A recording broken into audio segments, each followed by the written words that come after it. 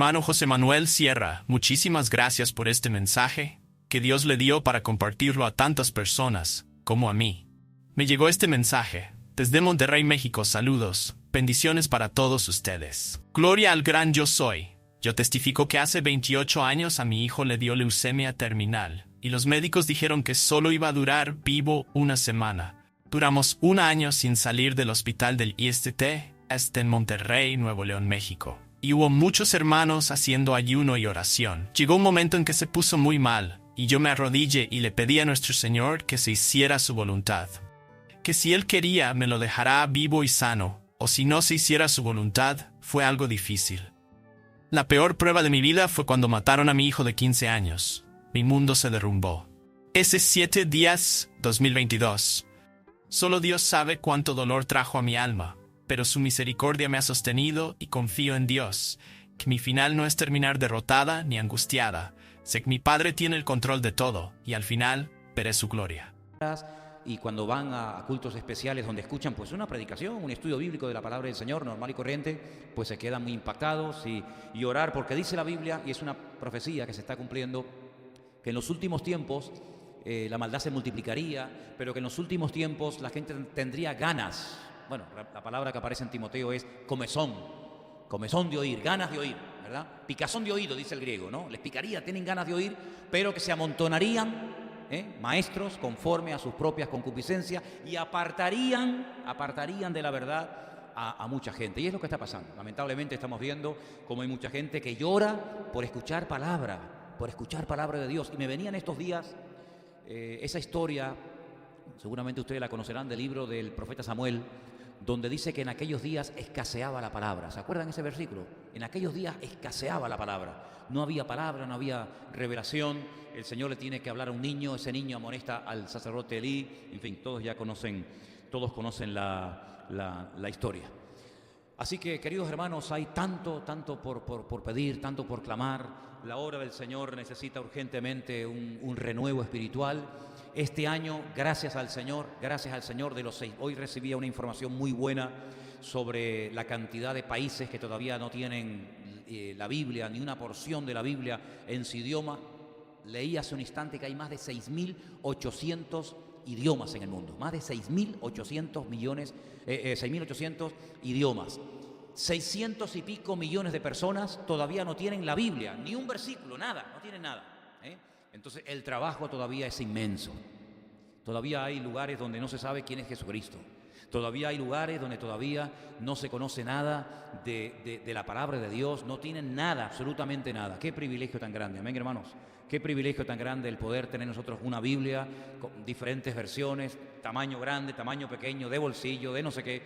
Valoremos todas esas cosas. Y hablando de Biblia, yo quisiera leer en esta noche pues una porción que se tiene que leer en estos días. Mateo capítulo 2, quiero leer, porque yo sé que en estos días algunos por ahí dirán, bueno, pero Jesús no nació en diciembre.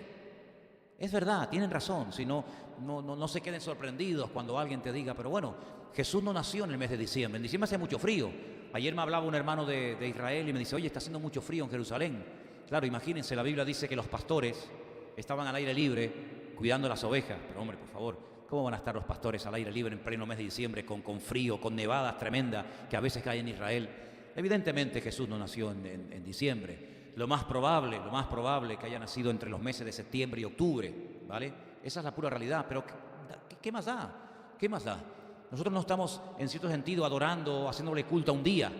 Nosotros lo que estamos es recordando, aunque hay que hacerlo todos los días, pero estamos recordando de una forma especial que nuestro Señor Jesucristo vino a este mundo a nacer, ¿sí o no? ¿Qué más da que naciera en octubre, en septiembre? ¿Cambia eso mucho la realidad? Dígame, ¿cambia mucho eso la realidad? Y mira, gracias a Dios que todavía en este país, con el ateísmo, con la indiferencia que hay, que todavía se pueda tener un día en el año. Yo sé que la mayoría de la gente no tiene ni idea de lo que están celebrando, sobre todo las nuevas generaciones, pero que por lo menos para nosotros sea una oportunidad para decirle al mundo qué es lo que estamos recordando. Por eso el sábado, que yo les pido oración y después estaremos orando por esto, tenemos una oportunidad, probablemente sea la última oportunidad del año, escúchame bien. Seguramente será la última oportunidad como iglesia que tengamos este año. A título personal tenemos oportunidades todos los días, pero como iglesia tendremos el sábado a lo mejor la última oportunidad del año para poder invitar gente aquí para que vean algo diferente y que lógicamente después van a escuchar la palabra del Señor. Y que sepan que si en estos días estamos recordando el nacimiento de Cristo, aunque repito, no sea exactamente la fecha, ¿para qué vino? ¿Para qué vino? ¿Para qué tuvo que descender el Dios del cielo y venir a este mundo a morir por nosotros? Bueno, pues vamos a tener una oportunidad maravillosa para poder explicarlo, ¿sí? Vamos a leer en Mateo capítulo 2. ¿Lo tienen, hermanos? Mateo capítulo 2, vamos a leer a partir del versículo 1. Además lo tienen ahí en la pantalla para que ustedes puedan seguir la lectura. Dice que cuando Jesús nació en Belén de Judea, en los días del rey Herodes, vinieron del oriente a Jerusalén unos magos. Y dijeron, ¿dónde está el rey de los judíos que ha nacido? Porque su estrella hemos visto en el oriente y venimos a adorarle. Oyendo esto, el rey Herodes se turbó y toda Jerusalén con él.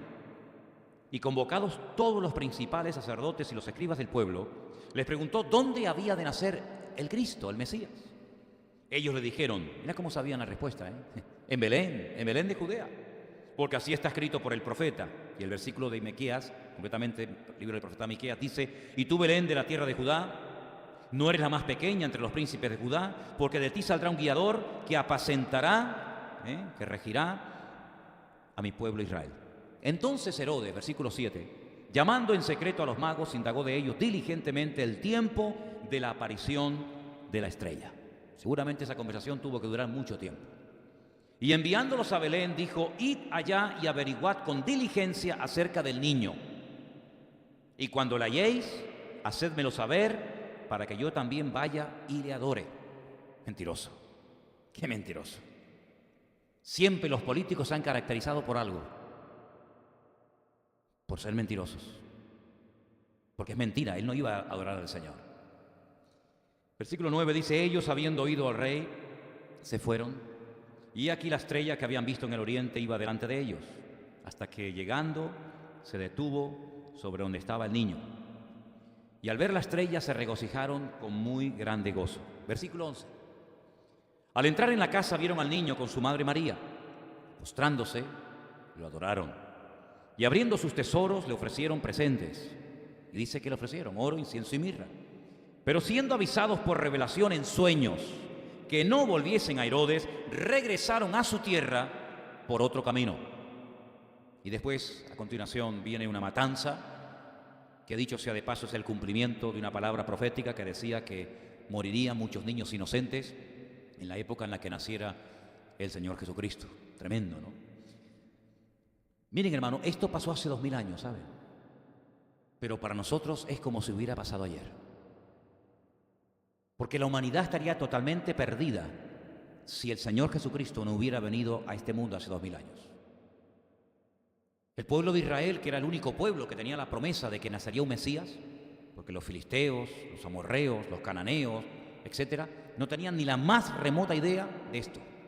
Claro, hoy en día continentes enteros saben perfectamente que vino, que nació en Belén de Judea, etcétera. Pero en aquella época solamente había un pequeño pueblo, que eran los únicos que durante siglos estuvieron esperando el cumplimiento de una promesa.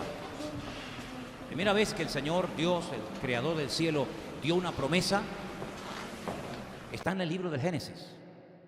En el libro de Génesis, la primera promesa de la Biblia tiene que ver con el nacimiento del Mesías. Génesis 3:15. ¿Conocen ese versículo? Busquen a ver qué dice Génesis 3:15 en su Biblia. ¿Qué dice en su Biblia, hermano? Busquen su Biblia, hermana. ¿Qué dice esa promesa? Pondré enemistad. ¿Quién está hablando ahí? Perdón. ¿Quién está hablando? Está hablando Dios. Pondré enemistad entre ti y la mujer. Cuando le dice entre ti, ¿a quién le está hablando? A Satanás. Dios le está hablando a Satanás. Pondré enemistad, pelea, conflicto, discrepancia entre ti y la mujer. Entre tu simiente, entre tu semilla, entre tu simiente y la simiente suya. Esta te herirá en la cabeza y tú le herirás en el calcañar. Esa es la primera promesa de la Biblia. Es una promesa que tiene que ver con la venida del Mesías. Satanás se entera en ese momento que el Mesías va a nacer, que él podrá herir en el calcañar al Mesías, pero que a su vez el Mesías cuando venga le herirá a él en la cabeza. El diablo no sabía ni cuándo, ni dónde, ni quién.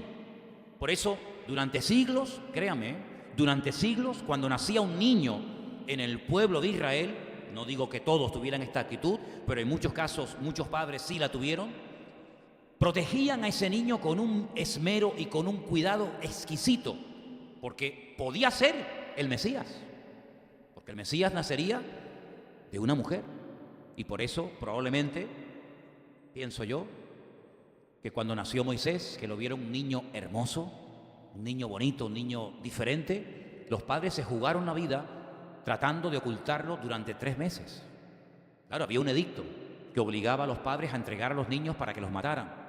Los arrojaban a las aguas del río Nilo, que por cierto hay un montón de cocodrilos, Pero ellos dijeron, no, vamos a guardar a este niño. Claro, proteger a un niño que no se entere nadie durante 3 meses es muy complicado. Imagínate la vecina al lado que le acaban de matar al niño, como oiga el llanto de un niño, te puede delatar, se puede chivar y decir, oye, que esta no ha entregado al niño y ayer me mataron al mío, o a mi nieto, o a mi sobrino, ¿verdad? Pero ya no pudieron más tiempo. 3 meses oculto ese niño, al final tuvieron que entregarlo a la mano de Dios y Dios lo protegió. Pero ese no era el Mesías, fue un Mesías, fue un libertador, pero no era el verdadero Mesías que se promete ahí en Génesis capítulo 3, verso 15. Y bueno, probablemente Abraham también tuvo esa sensación de decir, oye, si mi hijo, este hijo tan especial que ha nacido de un milagro, que el Señor me lo ha prometido, y si es el Mesías, vete tú a saber si es el Mesías.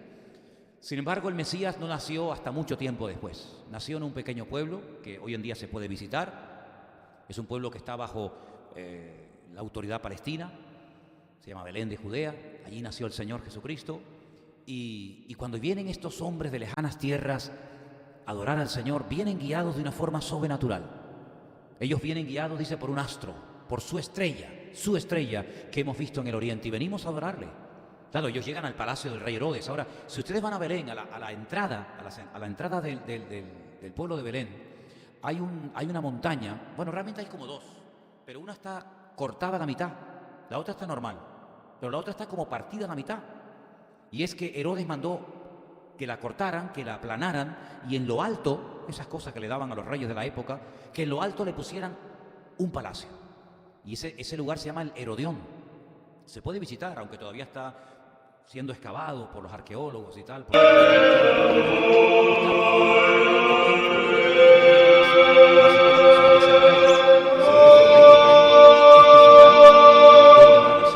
Sin embargo, no tenía ni la más remota idea. Tiene que llamar a los eruditos, tiene que llamar a los que conocían la Escritura, y la respuesta fue perfecta. Bueno, las Escrituras, el profeta Miqueas concretamente, dijo que tenía que nacer en Belén de Judea. Bueno, pues si nació en Belén de Judea, tiene que estar por aquí. Vayan ustedes, díganme dónde está, cómo es el niño, y después yo voy también y lo adoro. Es falso, rotundamente falso. Herodes nunca fue a adorar a Jesús. Herodes lo que quería era matarlo, porque para él era un competidor. Claro, ahora tú imagínate, ponte tú en el lugar de Herodes, que lleguen estos personajes cargados con un montón de mercancía, no que traían una cajita ahí ridícula, sino con camellos y tal, viajando semanas, meses probablemente, y que le digan al rey de Israel, ¿dónde está el rey? Vamos a ver, ¿cómo que dónde está el rey? ¿Lo tienes delante? No. ¿Dónde está el rey de los judíos? Porque su estrella hemos visto en el oriente. ¿Cómo se tuvo que sentir Herodes? ¿Creen ustedes que le hizo gracia que unas personas de lejanas tierras vinieran, se entrevistaran con él, vieran toda la pompa, el palacio, los criados, los sirvientes, los soldados, y que le digan ¿dónde está el rey de los judíos? Se tuvo que sentir fatal, no le tuvo que hacer ninguna gracia. Pero es que Herodes sabía perfectamente las Escrituras. Herodes era idumeo, era descendiente de Saúl, pero él conocía las Escrituras. Y él, sin darse cuenta, cumple con una profecía, lamentablemente no con la de ir a adorar al Señor, sino con aquella de matar a los niños en aquel tiempo. Si quieren la leemos, estamos en Mateo capítulo 2, y la profecía está en el versículo 18. El 2:18 es una profecía escrita por el profeta Jeremías. Voz fue oída en Ramá, grande lamentación, lloro y gemido. Raquel que llora a sus hijos y no quiso ser consolada porque perecieron. Entonces se cumplió otra profecía, otra más. Pero ¿cuántas tenían que cumplirse, hermanos? ¿Cuántas profecías tenían que cumplirse para decir este es el Mesías y no aquel? Pues miren, aproximadamente unas 150. Y algunas de ellas mientras era niño. Otras mientras estaba crucificado, otras mientras estaba muerto. Es decir, era prácticamente imposible, totalmente imposible que una persona dijera, bueno, yo me voy a aprender de memoria todas las profecías que se tienen que cumplir en la vida del Mesías para hacerme pasar por el Mesías. Era prácticamente imposible. Porque si las cumplías prácticamente todas, después te quedaba el examen final. ¿Y cuál era el examen final? La resurrección. Si no resucitas, aunque hayas cumplido 148, la prueba final la suspendes, no sirve absolutamente de nada. Juan, tiempo más tarde, cuando escribe una carta, dice, hermanos, y esto quiero que se te meta bien dentro y espero que lo tengas claro, dice, nosotros estamos en el verdadero. ¿Cuántos dicen amén? Nosotros estamos en el verdadero, y el verdadero es su Hijo Jesucristo. ¿Cuántos dicen amén? Bueno, pues lamentablemente hay algunos que en los últimos tiempos dicen que apostatarán de la fe. Vamos a leerlo. Vamos a leer en una de las cartas que Pablo le escribe al pastor Timoteo, para que veáis cómo en los últimos tiempos a algunos parece como que se les olvidará lo importante que es tener bien claro que hay que ser fiel hasta la muerte y no dejarnos seducir por doctrinas o enseñanzas extrañas. Primera de Timoteo, capítulo 4. ¿Lo tienen? Hermano, me gustaría que de vez en cuando me dijeran algún amén, si no les importa. ¿Me pueden decir algún amén? Gracias, hermano, les agradezco. Yo sé que me siguen muy atentamente, pero es que me voy a quedar dormido. Como están tan callados, me voy a quedar dormido. Primera de Timoteo, capítulo 4, dice, el Espíritu dice claramente. ¿Qué dice? Léalo conmigo. Que en los postreros tiempos algunos apostatarán de la fe. Escuche, escuchando a espíritus engañadores y a doctrina del demonio.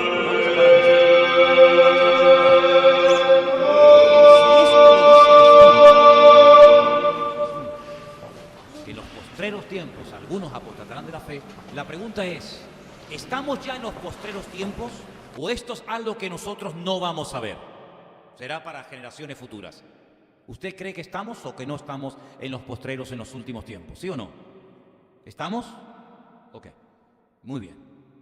Si estamos en los últimos tiempos, la otra parte del versículo también tendrá que cumplirse, no solamente una parte. Que algunos apostatarán de la fe. ¿Me dejan que explique esto de apostatar de la fe? Porque esto nos enseña mucho por ahí. Apostatar de la fe. Vamos a poner un ejemplo bíblico y que sea la Biblia la que hable. Dice la Biblia que, por ejemplo, el único hombre que caminó por encima de las aguas, ¿quién fue? Apóstol Pedro. Dice la Biblia que cuando subió al monte de la transfiguración el Señor Jesucristo con Pedro, con Jacobo y con Juan, Él vio a Moisés y a Elías. Tremenda experiencia, ¿sí o no? Y oyó una voz del cielo que decía, este es mi Hijo amado en el cual tengo toda complacencia. Fíjate las experiencias que este hombre ha tenido. Claro, algunos dirán, bueno, pero una cosa son las experiencias y otra cosa es la conversión. Sí, perfecto. Ya voy ahí. Espérate, no corra. Se lleva el Señor Jesucristo a sus discípulos a una de las ciudades más paganas e idólatras de su época. Una ciudad que en la actualidad se conoce bajo el nombre de Banias. Está en ruinas, no vive nadie allí. Es un parque nacional. Tienes que pagar una entrada para poder verla. Pero en aquellos tiempos se llamaba Cesarea de Filipo. Había dos Cesareas en los tiempos de la Biblia, Cesarea la Marítima y Cesarea de Filipo, en honor al César de Roma. Bien. En esa población había un templo que hoy en día se puede visitar, está en ruina, lógicamente, era el templo al dios Pan. Pero no el pan de comer, sino al dios del terror, del pánico. A ese dios se le adoraba con víctimas humanas.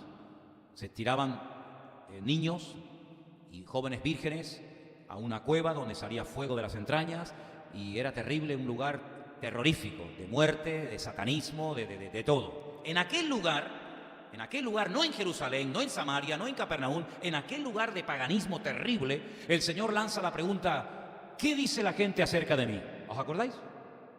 ¿Cuáles fueron las respuestas que le dieron al maestro? Algunos dicen que eres Elías. ¿Por qué dijeron Elías? ¿Qué tiene que ver Elías?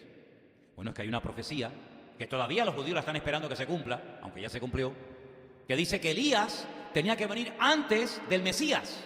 Entonces, claro, como el Señor hacía tantos milagros y tenía un mensaje tan poderoso y cautivador, dijeron, pues este debe ser Elías que ha resucitado o que ha, digamos, entrado su espíritu, su unción en él.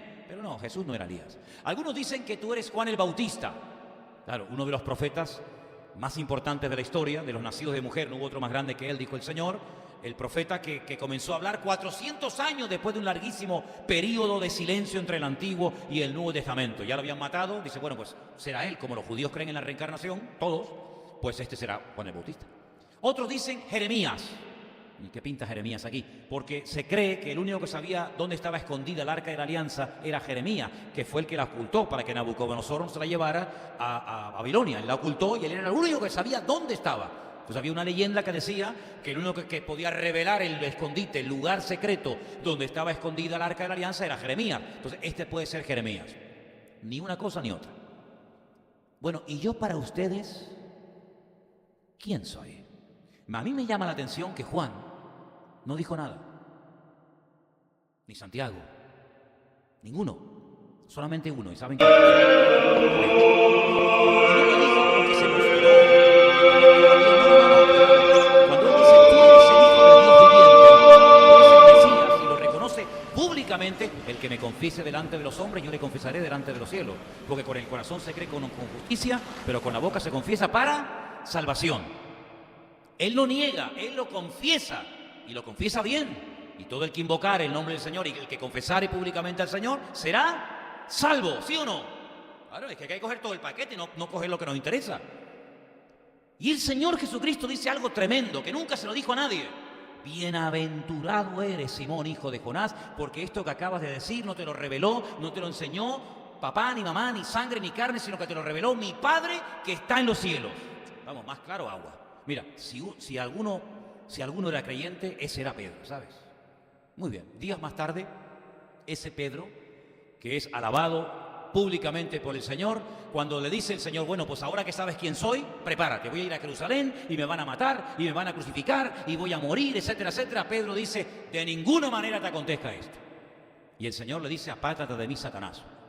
Ahora le dice bienaventurado, mañana le dice, apártate de mí, Satanás. Fíjate tú los vaivenes que puede dar la vida de un creyente que no tiene buena base en el Señor. Pero no solamente eso, sino que el Señor le pide la última noche oración a Pedro. Sí, ya sé también a Juan y a Santiago, ya lo sé. Pero estoy destacando la figura de Pedro. Pedro, Jacobo, Juan, esta noche orad por mí. Si no era creyente, porque algunos dicen, no, porque no era creyente, ¿cómo le pide oración a un inconverso? ¿Tú crees que el Señor le va a pedir a un inconverso que ore por él? Por favor. Le pide oración a Pedro, le pide oración a Juan y le pide oración a Santiago, porque de los 12 eran, pues no sé, los más comprometidos, los más santos, los más cercanos a él. Pero esa noche no solamente se le quedan dormidos físicamente, sino que espiritualmente también se quedó dormido Pedro. Y entonces dice que llegó a negar en varias ocasiones públicamente con voz audible al Señor. Ok. Aunque parezca que esto no es tan grave, sí tiene su gravedad. Y la tiene. Porque dice la Biblia que 72 horas después, cuando el Señor Jesucristo resucita, que sabe perfectamente que Pedro ha apostatado, que Pedro ha negado al Señor, cuando Él resucita, le dice a María Magdalena, le da el siguiente encargo. María, dile a mis discípulos y a Pedro que vayan a Galilea, que quiero hablar con ellos. Fíjate el dato. Dile a mis discípulos. Bueno, ahí entran todos. No, todos no. Tú has dicho que no me conoces. Y aquí amor a la fuerza no es por presión, es por convicción. Tú el otro día me confesaste, al otro día me negaste, por lo tanto tú verás. Yo quiero entrevistarme con mis discípulos y con Pedro. Y sabemos que el Señor restauró a Pedro. Entonces, en los últimos tiempos, dice la Biblia que no todos, gracias a Dios, si no imagínate dónde estamos tú y yo, algunos apostatarán de la fe. ¿Pero de qué fe van a apostatar? ¿De una fe que no han conocido? ¿De un Señor que no han experimentado? Un inconverso no apostata de la fe. ¿Cómo va a apostatar un idólatra, un inconverso, una persona que no ha nacido nuevo? ¿De qué fe va a apostatar? No puede apostatar de una fe que nunca ha formado parte de su vida, de su esencia como creyente. Algunos apostatarán de la fe y escucharán a espíritus engañadores y a doctrinas de demonios. Y esto que hemos leído durante años, en algún momento de la vida, pues lo tendremos que ver. Y estamos viendo, queridos hermanos. Claro, yo no he contado todas las conversaciones y todas las personas que se me han acercado a mí en estos días que he estado fuera, pero no se pueden ustedes imaginar la cantidad de barbaridades y de locuras y de disparates que están entrando en las congregaciones y que la gente las está creyendo y las está siguiendo.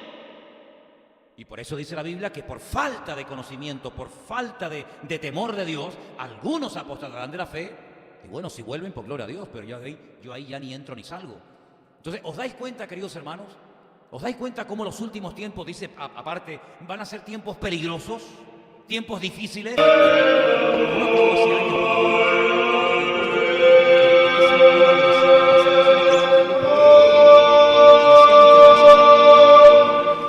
Esperan que el mundo vaya mejor. Y muchos levantaban la mano y se me quedaban mirando y me decían, Manuel, mira, estos son los que van a seguir al anticristo. Y ahí me hacía gracia, porque yo en aquellos tiempos como no entendía mucho, ¿no? Hablo del año 90, ¿no? Algunos de ustedes ni habían nacido. Pero él decía muchas veces eso. A ver, ¿cuántos creen que va a haber trabajo? Que todo, claro, en Argentina en aquellos tiempos era un desastre, ¿no?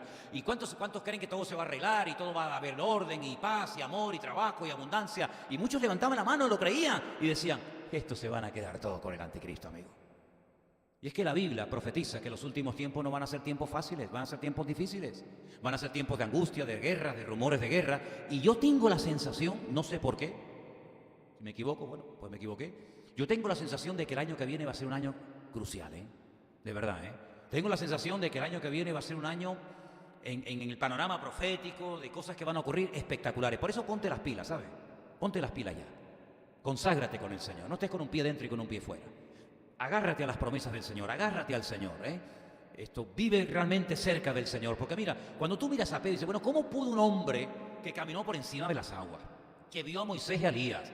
Sí, son experiencias que tú y yo nunca vamos a tener, nunca vamos a tener, jamás, por muy espiritual que tú seas. Tú nunca vas a tener esas experiencias. Y este las tuvo, pero experiencias tremendas, de oír la voz audible de Dios. Este es mi Hijo amado en el cual tengo toda complacencia. ¿Cómo es posible que este hombre que llegó tan alto cayera tan bajo? Bueno, es que tú tienes que ver entre el huerto de Getsemaní y la negación de Pedro por parte del Señor, hay una serie de cosas que ocurren que a mí siempre me han impactado muchísimo. Bueno, realmente todo empezó cuando el Señor anuncia que uno de vosotros me va a entregar. ¿Os acordáis esa palabra? Uno de vosotros. ¿Eso qué es? ¿Eso qué es? Eso es una profecía. Y claro, cuando el Señor decía algo, amigo, eso se cumple sí o sí.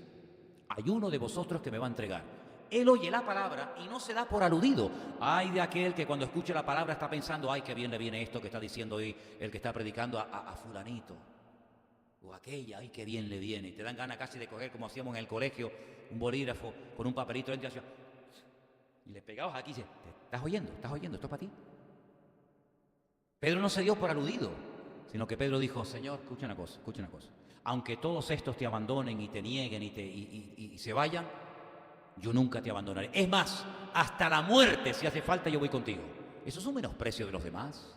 Eso es un orgullo espiritual. Es menospreciar a los demás. Es sentirse superior a los demás, que es un espíritu que se mete muy fácilmente en las congregaciones. Me siento superior a aquella iglesia, a aquella denominación, a aquel creyente. Eso es muy fácil que se meta. Es muy sutil este espíritu, esta actitud, ¿sabes?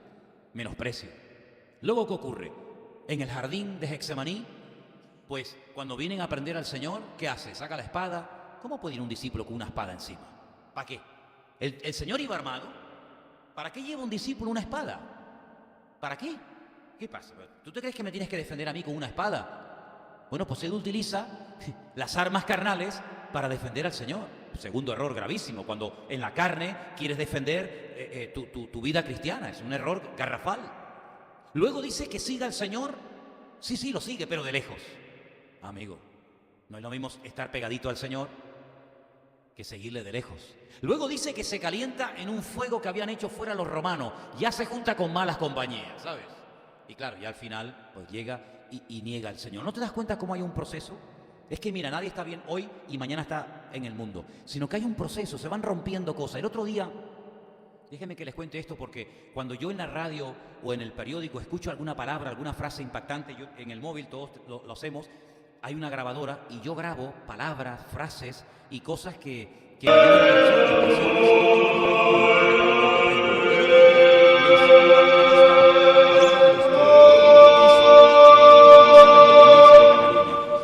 y le dijeron, ¿cómo fue todo este sistema? Y dijo una palabra muy interesante. Dice, nosotros lo que fuimos haciendo durante 4 o 5 años atrás fueron microfracturas. ¿Dirías esa palabra conmigo? Microfracturas, una palabra un poco rara, ¿no? Y él dice, mira, hoy aprobábamos una cosita, a ver qué pasa, no pasa nada. Mañana aprobamos otra ley, mañana hacemos no sé qué, pasado la bandera, mañana no sé qué. Y fueron haciendo micro pequeñas fracturas y al final ¡bum!, se rompió todo, ¿no? Es como aquel árbol que les conté una vez, aquel enorme árbol que de repente, pum, apareció caído y dice, bueno, ¿qué pasó? Esos gusanitos empezaron a comer y a comer y a comer y a comer 1 año, 2 años, hasta que al final lo pudrieron y lo tiraron abajo. Cuidado con las microfracturas, con los micropecados en tu vida, esa miradita, aquella conversación, aquella no sé qué, aquella no sé cuánto, y se van rompiendo cosas hasta que al final estás más lejos y más frío que un témpano de hielo. Entonces la palabra del Señor es muy clara en este sentido. Cuidado con esa mala mirada, con ese mal pensamiento, con esa mala palabra. Esto no tiene importancia, cuidado porque las cosas pequeñas, prediqué hace poco de las cosas pequeñas, les di una lista enorme. Las cosas pequeñas se mencionan en la Biblia y las cosas pequeñas y un poco de levadura terminan leudando toda la masa. ¿Cuántos dicen amén? Así que estamos a punto ya de terminar el año. Fíjate, oye, ¿te has dado cuenta cómo se ha ido el año? Pero si es que yo recuerdo el año pasado decir lo mismo. Yo me acuerdo, estaba tal día como hoy, diciendo, hermano, qué rápido se ha pasado el 2016. Sí, porque estamos en el 17 y el año que viene ya el 18. Y yo dice, madre mía. Y la Biblia nos enseña que en los últimos tiempos habrá crisis de fe. Pero claro, cuando la Biblia dice crisis de fe, ¿a qué se refiere? ¿Al mundo? Pues si el mundo siempre ha estado en crisis de fe, si el mundo no tiene fe. Crisis de fe en la casa de Dios. Es en la casa de Dios. Y quiero terminar diciendo algo que el otro día leía y me impactó mucho la atención. Cuando el Señor Jesucristo dice aquella famosa frase, venid a mí, los trabajados y cargados, que yo os haré descansar. ¿A quién le dirige esa palabra? Pues a los religiosos de la época, a los puntillosos, a los que eran capaces de diezmar del eneldo, del comino, de la menta, de las más pequeñas semillas, los que eran tan escrupulosos que dice la Biblia que colaban el mosquito y luego se tragaban el camello entero, ¿verdad? Bueno, pues a esa gente tan escrupulosa de la ley, que al final no cumplía nada, el Señor les dice, si estáis trabajados y cargados, hartos de rituales, hartos de ceremonias que al final no llevan a nada, pues venid a mí, que yo os haré descansar.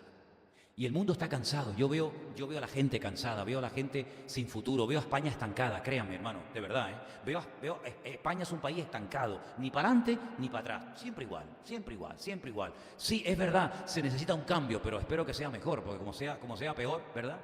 Pero ese estancamiento del país, ese estancamiento de la sociedad, yo espero que no sea una realidad en tu vida, que tú no estés estancado en tu relación con el Señor. Amén, amén, hermanos, que tú no estés estancado. Yo lo decía antes de irme y lo quiero repetir ahora y ya con esto termino. Mira, hermano, el año que viene, no desde febrero, de marzo, de agosto, desde el 1 de enero, ¿vale?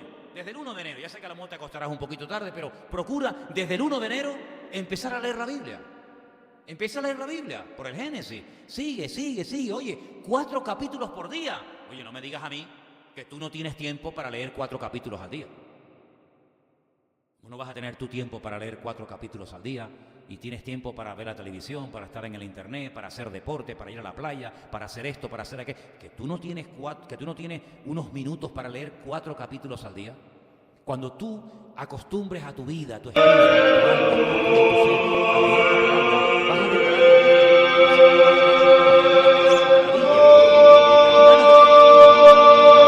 vas a Antonio y su nieto se llama Nehemías, el hijo de Cristal y de Andrea, que por cierto manda saludos, está embarazada Cristal, entonces de paso también, ahora en marzo da a luz, tiene un pepino así, yo creo que tendrá 3 o 4 profetas allá adentro, pues se llama Nehemías, entonces digo, voy a leer el libro de Nehemías. Oye, qué libro tan bonito tú, ¿eh?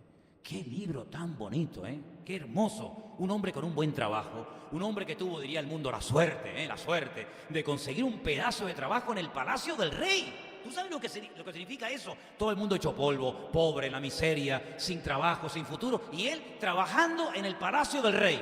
Y además, fíjate qué trabajo tenía. Probar el vino. Claro, si estaba envenenado, el primero que moría era él. Pero ¿y si no estaba envenenado? Tío, el tío, claro, ¿y cómo sería el vino que bebía aquel hombre? Tú imagínate, la vida, buena comida, buena cama, buenos sirvientes, su vida solucionada. De repente dice que llegan unos paisanos de él, de Jerusalén, y le dicen, oye, ya el hombre estaba desconectado de la realidad. Y le dicen, escucha, ¿cómo está mi país? ¿Cómo está mi tierra? Y dice, tú no sabes nada, ¿verdad? Tú vives en la estratosfera. Tú te pegas la gran vida, Jerusalén está muy mal, el templo está destruido, las murallas no existen, Las puertas aquellas tan bonitas están quemadas al fuego. Jerusalén es un montón de escombros. Y él dice que se siente tan mal. Él podría haber dicho, bueno, mira, qué lástima, ¿no? No. Él no es indiferente al dolor ajeno. Dice que él se pone a orar, ayuna.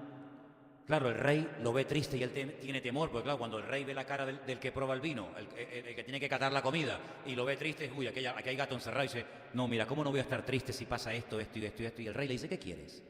¿Qué quiere? ¿Qué pasa? Dice, dame permiso, déjame ir a mi tierra y restaurar el templo. Y se va y lo deja todo. Yo digo, Señor, increíble este hombre. Se va y dice que se levanta durante varias noches, no le dice nada a nadie, se monta en su cabalgadura y dice que quiere ir por un lugar, pero no puede subir tanto escombro que hay. Después quiere ir por otro lado y a los 3 o 4 días junta a los ancianos y le dice, ustedes ven que esto es un desastre. Esto es un desastre. Esta no puede ser la ciudad de nuestro Dios. No hay casa, no hay templo, ni nada. ¿Por qué no nos ponemos manos a la obra y nos ponemos a trabajar? Y estoy leyendo el libro de Nehemías, que hasta él mismo se pone a trabajar y involucra a la gente. Claro, no es fácil, hay enemigos, le vienen insultos, le vienen problemas de aquí, problemas de allá, tienen que trabajar con una mano en la espada, con otra. Pero él es un hombre que activa su fe y se pone a servir al Señor. Eso es lo que tenemos que hacer cada uno de nosotros. Claro, no tenemos que restaurar una muralla, no tenemos que levantar un muro, que todavía se puede ver parte de ese muro en Israel, no todo, pero parte. Pero sí tenemos muchas cosas que hacer y es la obra del Señor, levantar el testimonio del Señor. Y mira, hermano, en estos días, oportunidad que se te presente para hablar del Señor, aprovéchala, porque es un momento especial, ¿sabe? Es un momento especial. Claro, nos han metido a toda costa al barrigón panzudo este de barba blanca y con el vestido rojo que arranca de los años 50 con el famoso anuncio de la Coca-Cola, y ya no se habla de los magos de Oriente, ya no se habla. Pero hermano, aprovechemos esta oportunidad, repito, aunque no sea, ¿sabe? Aunque no sea, pero da igual. Que el mundo sepa que el sábado aquí vamos a tener algo diferente, que el mundo sepa para lo que vino el Señor. Y quiero decirles que hemos comprado Biblias, ¿sabes? Pero no para regalar así a tontas y a locas, hemos comprado Biblias. Se han empaquetado, se han hecho paquetitos con porciones de la Biblia, ¿verdad, Margarita? Con Nuevos Testamentos, etcétera. Hermanos, el sábado, por favor, el sábado, esté atento a las caras nuevas que vendrán al culto. Si usted viene con alguien nuevo, atiéndalo usted. Atienda usted a la persona que viene nueva, Pero si usted no trae a nadie, por lo que sea, que espero que no sea así, si usted no trae a nadie, fíjese si hay alguna visita, alguna cara que no es habitual verla. Acérquese a